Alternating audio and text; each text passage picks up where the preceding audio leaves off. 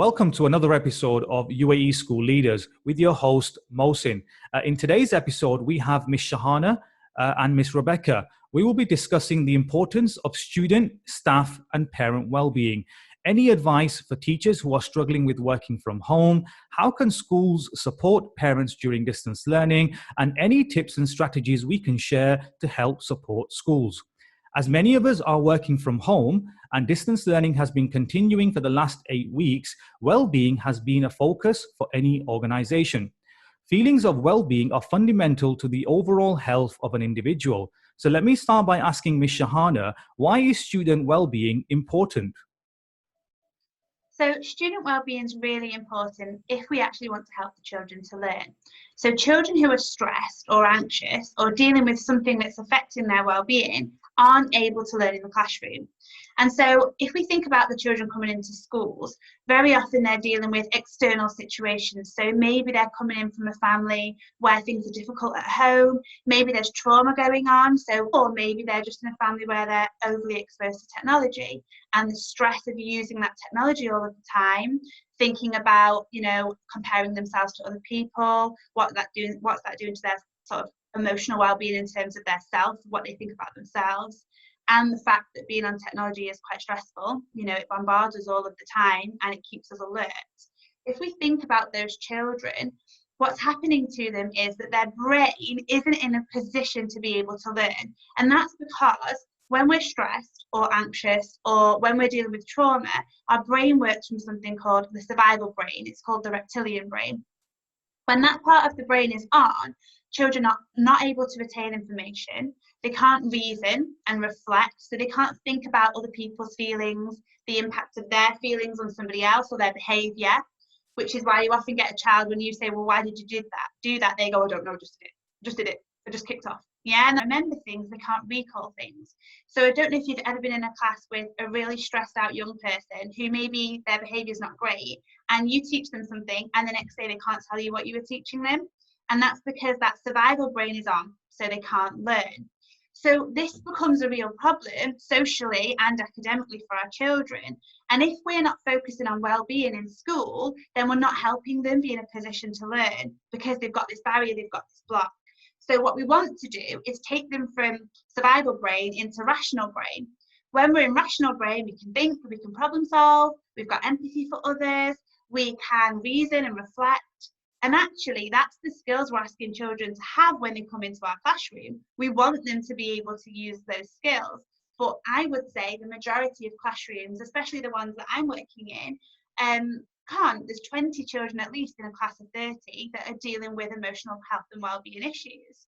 So I think if we're looking at education, especially in the current climate that we're in now, wellbeing is our biggest focus, because we actually need to help children to continue to work from rational brain and learn how to go from being in survival mode and feeling threatened and anxious and attacked to then being able to calm themselves down, get themselves into rational and start to learn. And that really is our goal as teachers. It should be the first thing that we think about. How do we do that for our whole class? Because then they're ready to learn, they're ready to retain, they're ready to be brave enough to maybe make mistakes and to take risks with their learning that they wouldn't be able to do if they're working from a place of survival and stress. Thank you so much there, Shahana. Rebecca, do you have any thoughts about the importance of student well-being? Yeah, I think it's amazing the way you've summarized all that there. Like, I remember somebody once telling me, sometimes well-being can be such an overwhelming term and people don't really know how to break it down, but ultimately it is just being well, isn't it? So as a teacher myself, I mean, of course I want my students to be well in their academics, but that's not, the bottom line. Like, ultimately we have all sorts of intelligences here that we need to focus in on. So as you say, how are we going to, enhance the child's academic intelligence or social or emotional intelligence if we're not starting from that overall, umbrella term of being well? And that's particularly, I suppose, why as teachers we need to really focus on that well-being for them. But just to kind of add on what you were saying there, I think it is important, I suppose, as teachers we need to model that well-being as well, don't we? And just to make sure that it's not this to have it as a term that is out there, it's not secretive, we're not doing it subtly, but that we are equipping them with tools to deal with stressful experiences or maybe overwhelmingly positive experiences, you know, just as a teacher, I'm going to equip my students with the tools to solve a mathematical equation. Why wouldn't I do the rest of my job and equip them with the tools to deal with, you know, maybe relationships or, you know, a stressful or indeed positive experience? So yeah, I think it is so important. If we're going to deliver, you know, an all-rounded positive educational experience, then we would be doing them a disservice if we didn't just strip it back and focus on well-being from the get-go. And I think we've probably really seen that now. I mean, none of us ever saw ourselves being in the situation we're in now. I'm sure the kids didn't either, you know, of working from home and working online. So I think it's going to be interesting to see this generation of children and how resilient they are and how we're going to kind of help them deal with this situation. But it all starts from the well-being and how they kind of deal with that themselves, you know. Thank you so much. So, Shahana, what tips and strategies can you share to help support schools with student well-being? I think it's about teaching the teachers how to support well-being and mental health. I think the two come hand in hand. And it's about giving them the skills and them feeling empowered enough to go into a classroom and know what to say when children are struggling with their behaviour or when they don't feel very happy, and also what to do in terms of, like you were saying, Becky, enhancing the curriculum, maybe teaching them these lessons about their emotions, how to understand their emotions, flipping them into rational brain. And it's about helping them be emotionally intelligent. I think at the moment, it's really easy to worry that actually, okay, academic achievement is really important, but actually it's more important to be emotionally intelligent and understand your feelings and how they impact other people and be able to control them, reflect on them, have things in place so that you can regulate yourself. Because if you can't do that, well, you can get A's all day long, but how are you going to actually flourish in the world? How are you going to make real connections? That's what sets you apart. And I think that's what makes us successful. So it's about upskilling the teachers, I think, first and foremost. And I think my biggest tip that I would give to teachers is about the way they use their language with children. So, you know, if you have got a child who's really struggling, and let's say that they've had a really difficult morning, their behaviour hasn't been great, and they've done something physical to somebody else, they've hurt somebody else, I think the biggest thing is thinking about our language. We want to focus on the feeling of the child rather than the behaviour that was an outcome of that feeling. And I think sometimes it's really easy for us to focus so much of our attention on the behaviour and tell them off for that behaviour, you know, maybe use a lot of kind of angry or frustrated language around what they've done. And actually we forget that they've done that because they've got a really important feeling. And that might be that they feel I don't know, unable to do something, so it makes them feel frustrated, or it brings back this sense of I'm not good enough, you know, I'm not really clever enough, or my life has told me that I'm not a good contributor, and this has just shown that that's true, and that's the reason why they're then kicked off, or they don't feel connected or valued or listened to. So I think the biggest way of helping children with their well-being is helping teachers just adjust the way they speak. And maybe instead of saying things like, okay, you know, you've just kicked over the bin, pick the bin up and now you're going into detention, or you're going to have time out, or whatever the consequence might be, you need to say sorry. It needs to be, you know, Adam, you just kicked over the bin because you are so angry, and you're angry because you felt left out of the game. Yeah, and it's just that little tweak, and then you can still do the sanctions, but it's about giving them the opportunity to understand why they're feeling that way, and then giving them the awareness of that's why you behave this way. And I think if we're truly looking at well-being, the more we can upskill the children in that way through our language, the more they're going to be more resilient and able to cope with their own feelings and understand them. And I think, like, well-being comes in all shapes and forms. You can do amazing things with your environment to make the children feel calmer. You can change the environment in which you teach in. You know, simple things like dimming the lights and not using the big bright strobe lighting, but having lamps instead. You know, there's lots of little things that you can do, I think, that will help make the children feel well and feel happy. But the key is more about, for me, guiding them through their feelings when they're having them. I think that's going to have the long-term impact, rather than sort of just the smaller, lower level things that maybe we do, like, you know, I don't know, drinking water, going for walks, taking deep breaths. That's all great, but you have to understand why you're doing that. Great. Thank you so much there, Ms. Shahana. Rebecca, do you have any other tips and strategies for schools to support with student well-being? Yeah, so just like you said, I mean, it is all about kind of upskilling the teachers, isn't it? Because I think we kind of have to be aware as teachers that, you know, we are modeling everything we do to these children, and we are, you know, role models for whatever length of time they are under our care. I think particularly during distance learning right now, I think it's very important to have that word well-being very present in what we're doing. So not just to be focusing on academic sessions on Zoom, because, you know, I think we need to understand that this is a very scary time actually for children, as it is for adults. I mean, I even find it quite overwhelming sometimes. So in my own experience, I'll just share what has worked for us at the moment is to have a Zoom session just labeled well-being session. And by kind of diverting attention onto well-being and not just a learning objective for children, we're making it very clear, we're opening that conversation and that dialogue that, you know, we are worried about certain things, but we can all share that and talk about it. So I know just in my own experience, I have, you know, I'm working with younger children, but we do something simple like just a check-in on Zoom. So again, as I say, no learning objective, but literally either we do a thumbs up, a thumbs in the middle, or a thumbs down.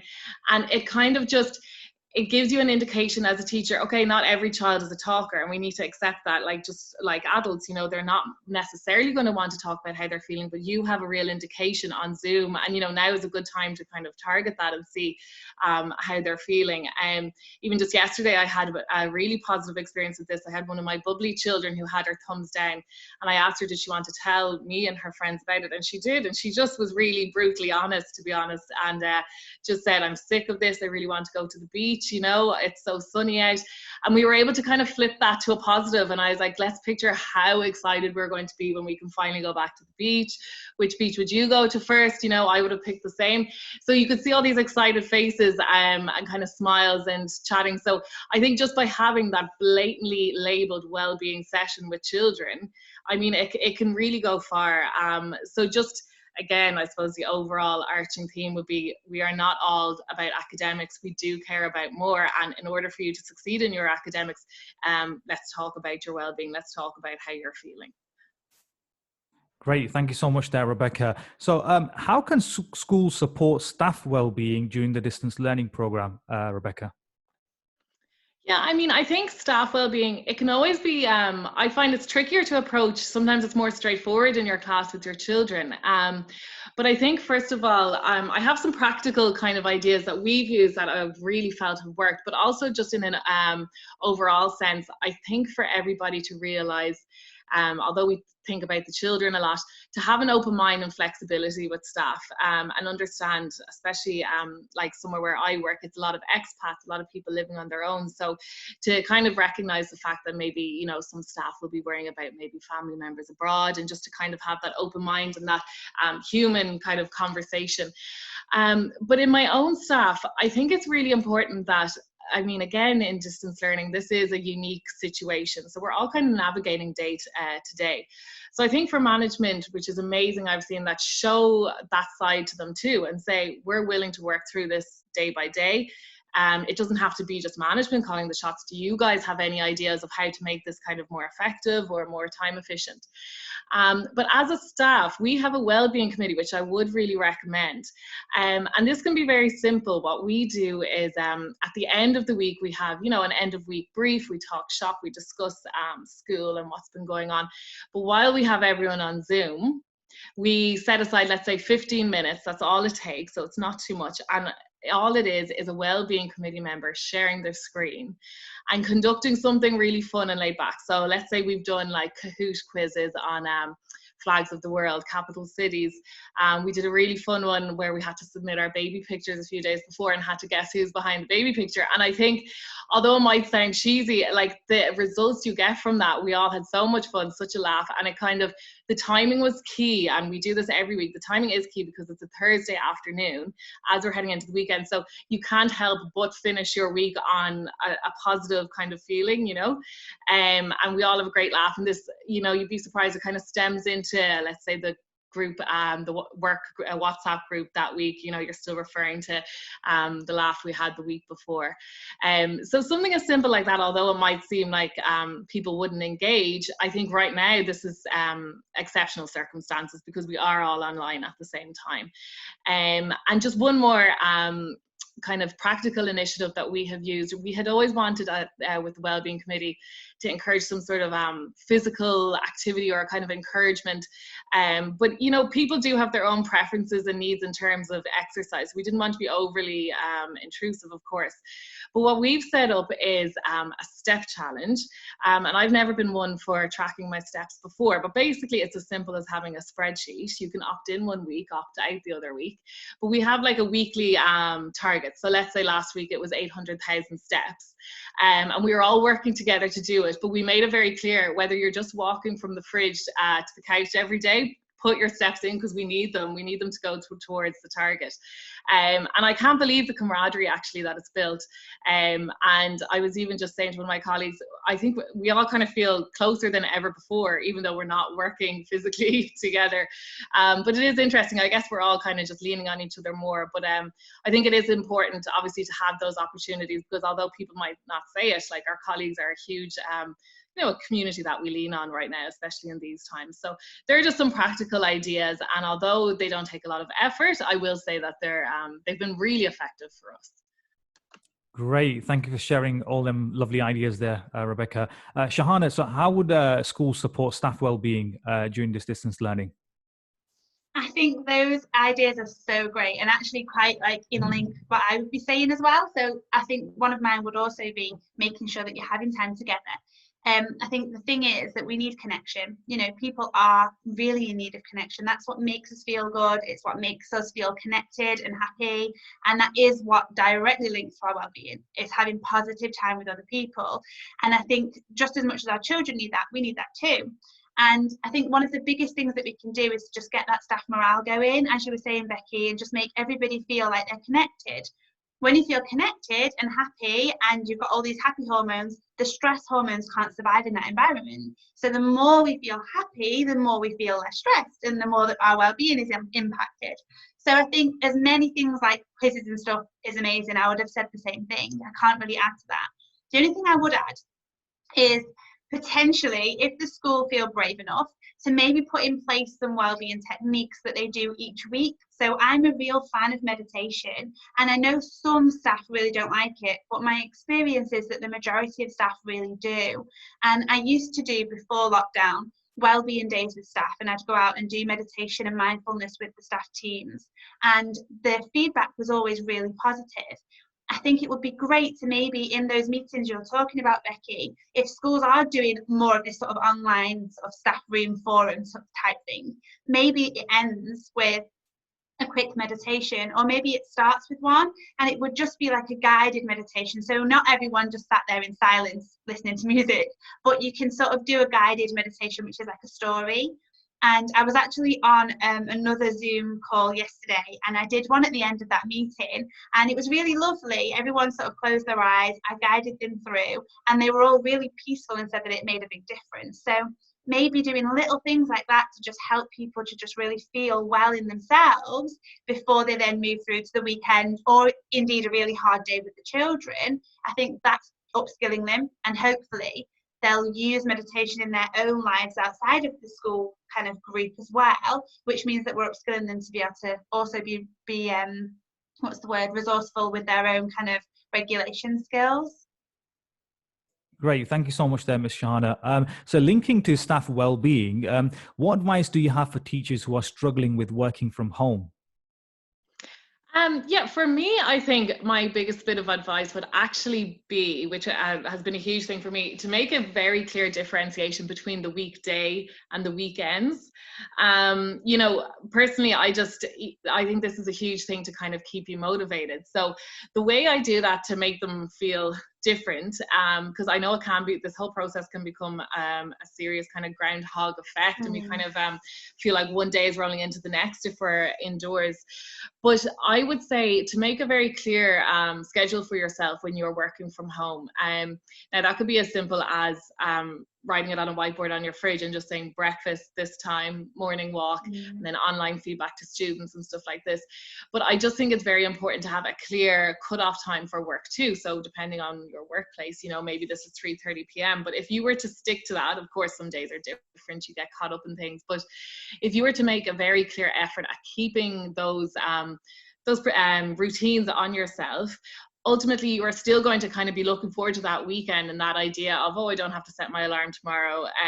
You know, it might be a little bit different. You won't be as structured and kind of following a routine that you've put for yourself on a whiteboard on the fridge in my case. But, you know, just to kind of keep up this type of normality. Of course, it's not always possible. You know, we're not meeting up with our friends and we're not doing things like that. But just to kind of keep that structure. It can be hard, obviously, to regulate like that. But again, I mean, it all comes down to your well-being and being well. And you just want to make sure that each day is kind of differentiated from the next. And it does mean you're going to be more productive in your job too, if you're kind of setting your alarm and keeping to a very clear routine.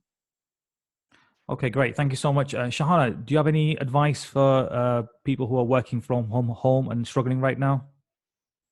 Yeah, I think it's really normal to be struggling right now. I think with everything going on, it's so different and it can be quite isolating and it can be quite stressful. You know, we're getting news from one corner where we've got the government telling us what to do and then we have to try and figure out how we're going to do that. It's extremely stressful.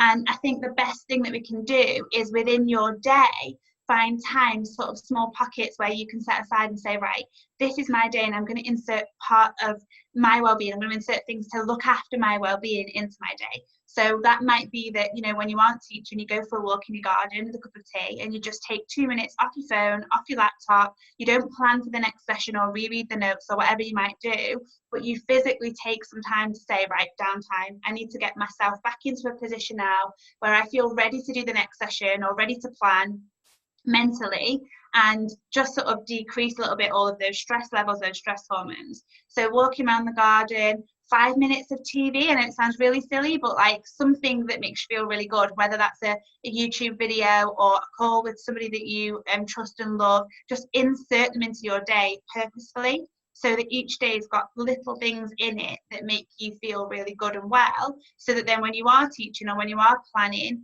you're doing that from a really clear-headed perspective and you're able to really apply yourself. I think it's very easy to just train road through and to keep going and to do all of the work and to work really late at night, which I know I'm doing, lots and lots of people are doing. But that's not good for your well-being. And at the end of the day, the outcome for you isn't going to be as good as it would be if you did little things in the day that look after yourself. So I think for me, it would be just inserting small things into the day, which are there for you, that help you to feel a bit better and a bit happier. Great, thank you so much. So finally, Shahana, how can schools support parents during this distance learning? I think for me, it's regular contact. If I'm really honest, I think I know lots of schools who they're not really contacting the parents, and that can be quite isolating and quite worrying for the parents themselves. So I think lots and lots of sort of just really positive phone calls or emails and check-ins. I think it's great when they can see what the teachers are doing and they've got that sort of person to person. Again, it's about connection, isn't it? The more connected we are together, the happier everybody feels. I think parents are struggling, you know, parents who are having to homeschool. I know where I am, we're homeschooling our own children. We're not lucky enough to have sort of Zoom classroom lessons. So for a lot of our parents, they're overwhelmed, you know, they're very tired. They're struggling with what they're trying to do in terms of learning. They're questioning whether that's good enough. Some of them don't want to do it at all, and then they're feeling guilty that they're not doing it. So I think the more that the schools connect with families, the better. And that might be through a phone call. It might be through a really nice email. Some schools are putting out videos of the staff talking to the children. They may be tweeting nice things. I know one school here has a live Facebook forum and they just interview some of the children and it's really nice, and everyone just gets on and there's a 40-minute chat about anything really, led by the head teacher, and that's really lovely. And he sort of has a teacher pop on who has their cat, and then she's talking about the cat for a little bit, and you know, I think that for me really supports parents because it gives the parents something to do and helpful kind of for them to show the children that the school's still involved and the school is still there. But it also takes pressure off a little bit, makes them feel like the school is invested in their well-being and cares about them during this period of time as well. Definitely. Thank you so much. Miss Rebecca, so any ideas on how we can support parents during this distance learning? Yeah, I think just as you said, you know, to keep that connection up with them is so important. I mean, I think we need to be flexible and open-minded with them. This is a challenge for parents, no doubt. I think, as you say, just to have simple kind of communication techniques. So whether that be, let's say in your school, you normally have coffee mornings once a month to kind of get together with parents and get feedback. Why not keep that up? I know in our school we did a virtual coffee morning and the parents loved it. And it wasn't so much to get all this feedback and kind of panic and work on it in our online teaching. It was just overwhelmingly positive feedback, actually. And it was lovely for management and teachers alike to kind of hear that and just kind of keep us motivated. And they loved it as well. They loved kind of talking with other parents. And it kind of means they can swap ideas too, can't they? Like, oh, I find I motivate my son in this way and he does his work. So I think, as you say, just to keep those lines of communication up, you know, of course, the social worker, the school counsellor, they're so important there, just to again, be empathetic. If certain families, maybe the parents are working in hospitals right now, we need to be flexible with them and be human and say, look, I get it. If you can't submit work by a certain day or a certain time, I'm here for you. Let's alter that schedule a little bit. So just to, I suppose, as you say, have that connection and even something fun, as you say, like I know we did that. I had mentioned with the staff, we did like a baby picture quiz. We then put it out to the parents and they loved it. Like, you know, they were commenting underneath, oh, this was so fun to do with my child, and it just reminded them that like we're still here, we're still human, and we're ready to communicate with you, and we just want to help you. So I think to emphasize that, and I always reiterate to the parents, I get it, like I find this hard too. These are unique circumstances we're living under, so let's try and find a solution together. So I think that's important, as you say, just to keep that connection up and remain positive too. All right. Thank you so much to both of you. It's been an absolute pleasure. Until next time, thank you. Goodbye.